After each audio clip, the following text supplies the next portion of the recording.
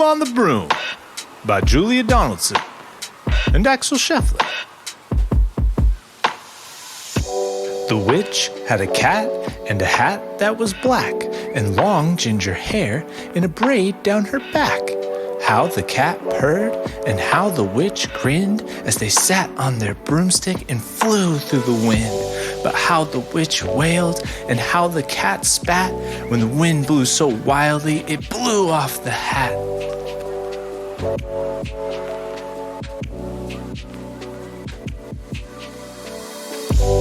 Down, cried the witch, and they flew to the ground. They searched for the hat, but no hat could be found.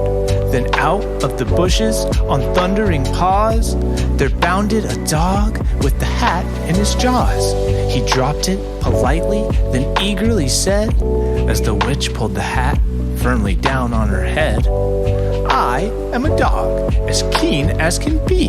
Is there room on the broom for a dog like me?" "Yes," cried the witch, and the dog clambered on. The witch tapped the broomstick, and whoosh, they were gone.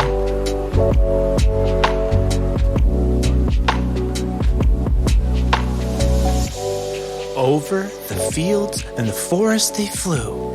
The dog wagged his tail, and the stormy wind blew. The witch laughed out loud and held on to her hat, but away blew the bow from her braid just like that. "Down," cried the witch, and they flew to the ground. They searched for the bow, but no bow could be found. Then out from a tree, with an ear-splitting shriek, there flapped a green bird with the bow in her beak. She dropped it politely and bent her head low, then said as the witch tied her braid in the bow, "I am a bird as green as can be. Is there room on the broom for a bird like me?" "Yes," cried the witch, so the bird fluttered on. The witch tapped the broomstick, and whoosh, they were gone.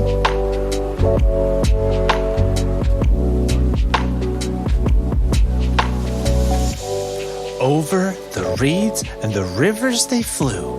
The birds shrieked with glee, and the stormy wind blew. They shot through the sky to the back of the beyond. The witch clutched her bow, but let go of her wand.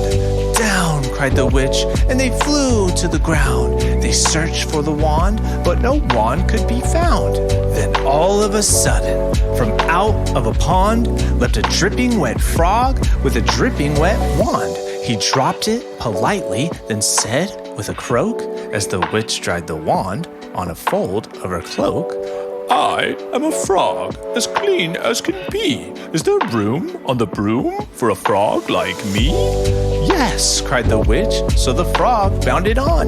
The witch tapped the broomstick, and whoosh, they were gone.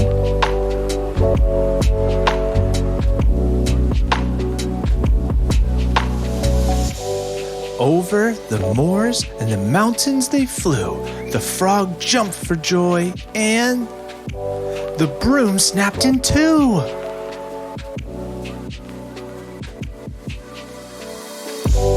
Down fell the cat and the dog and the frog. Down they went tumbling into a bog. The witch's half broomstick flew into a cloud, and the witch heard a roar that was scary and loud. "I am a dragon, as mean as can be, and a witch with french fries tastes delicious to me."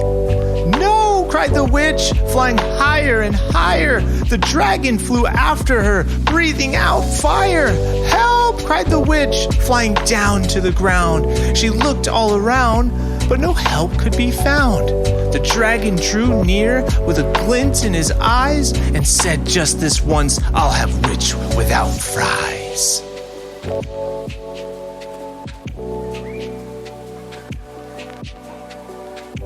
But just as he planned to begin on his feast, from out of a ditch rose a horrible beast. It was tall, dark, and sticky, and feathered and furred. It had 4 frightful heads. It had wings like a bird. And its terrible voice, when it started to speak, was a yowl and a growl and a croak and a shriek. It dripped and it squelched and it strode from the ditch, and it said to the dragon, "Buzz off, that's my witch."